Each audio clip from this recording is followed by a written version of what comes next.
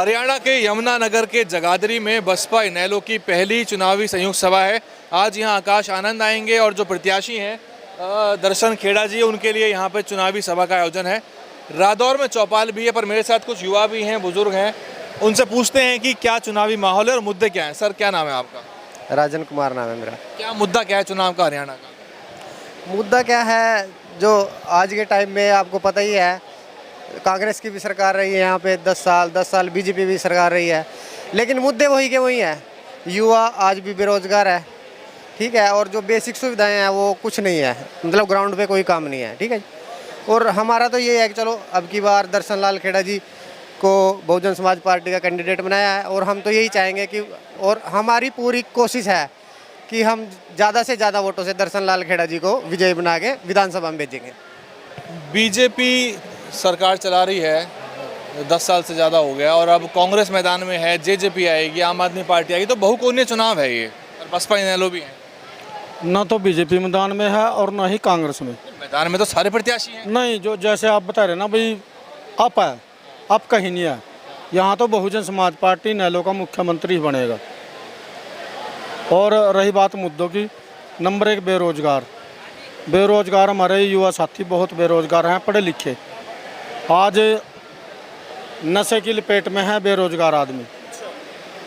ये सब बीजेपी की देन है। वो तो विकास के बहुत बड़े दावे कर रहे हैं बीजेपी। विकास तो पैदा ही नहीं हुआ ना आज लग भी।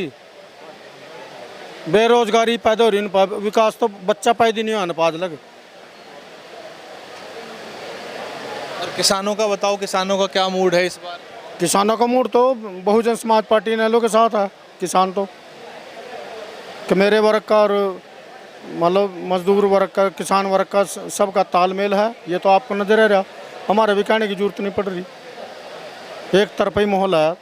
हम तो ज़्यादा पूरे हरियाणा की तो बात करते नहीं, हम तो जहाँ रह रहे यहाँ की बात कर रहे। पूरे अम्बाड़ा लोकसभा में कम से कम 60-70% सीट बहुजन समाज पार्टी इनेलो जीतेगी। तो मोदी साहब तो कह रहे हैं बेटियों के सम्मान में हम सबसे ज़्यादा काम करते हैं।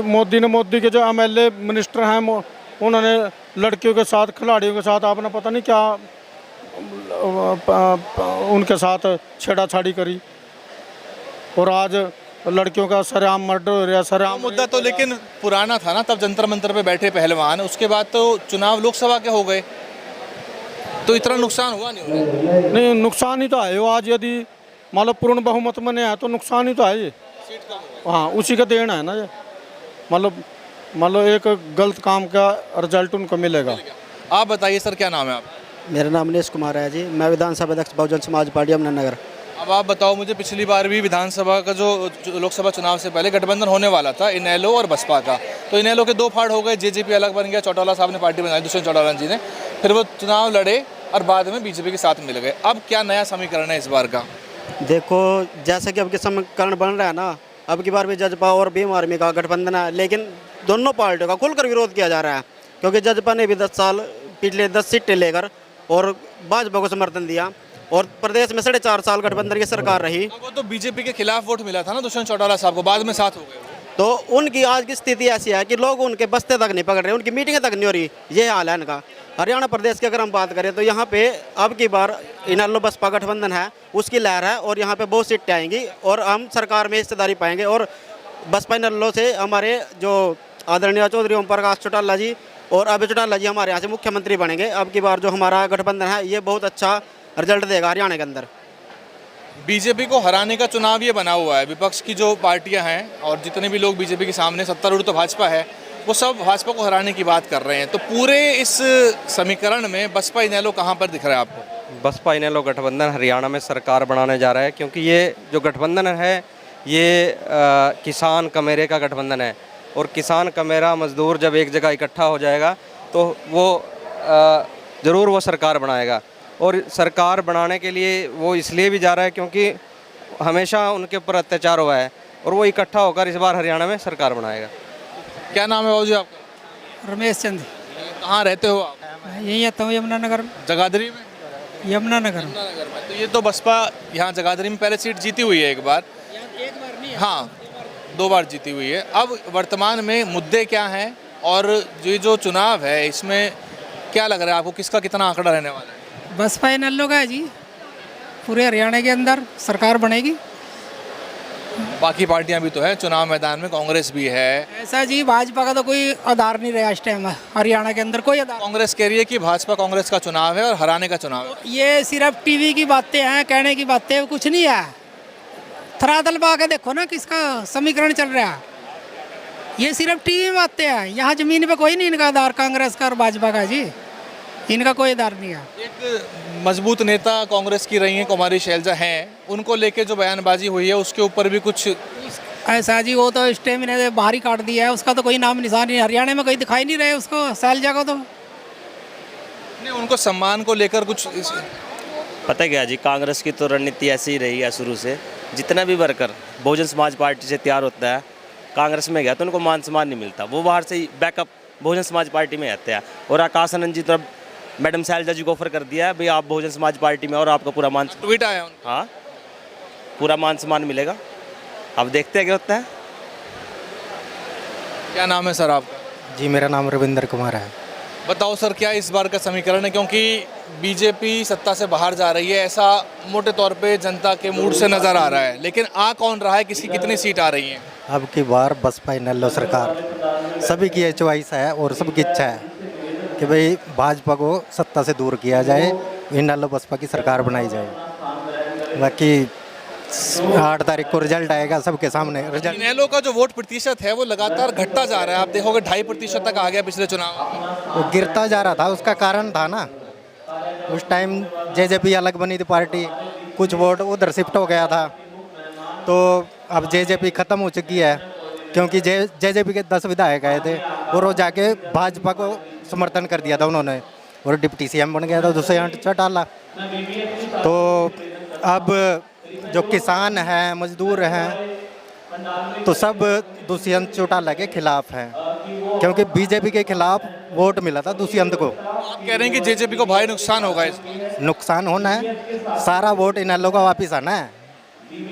इनेलो बसपा की सरकार बननी है आपकी बार। बसपा के बारे में क्या कहना है, क्योंकि यहाँ पे लोकसभा चुनाव में पहले भी सांसद भी जीते हैं अम्बाला से और 2.5 का आंकड़ा पार रहा है, ऐसे लोकसभा चुनाव बसपा यहाँ पे दे चुकी है। लोकसभा में तो ऐसा हुआ ना, जैसे मोदी की लहर थी, एक बार शुरू में मोदी की लहर बनाई गई थी, वो ऐसे ही कांग्रेस ने लहर बनाई थी कि संविधान को ख़त्म किया जाएगा, भाजपा सरकार बनेगी, संविधान को ख़त्म किया जाएगा।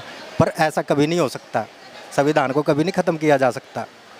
वो भाजपा को पता है, 2 अप्रैल वाला मुद्दा भाजपा को पता है। उस टाइम सिर्फ एक एक्ट ख़त्म करने की बात हुई थी, तो इतना बड़ा आंदोलन हुआ था। तो संविधान खत्म होगा तो पूरे देश में भूकंप भूचाल आ जाएगा। तो इसलिए कांग्रेस ने लहर बनाई थी, थोड़ा कांग्रेस को वोट मिल गया, लेकिन सरकार तो नहीं बन पाई। उत्तर प्रदेश में जो बसपा का आंकड़ा रहा है पिछले चुनावों में, जो घटा है जिस तरह से, वो भी तो एक चुनौती है बसपा के लिए यहाँ पर। चुनौती तो देखो हर एक पार्टी के लिए है जी, कोई भी पार्टी है। हम ऐसा नहीं कह सकते बीजेपी फाइट में नहीं है, कांग्रेस फाइट में नहीं है।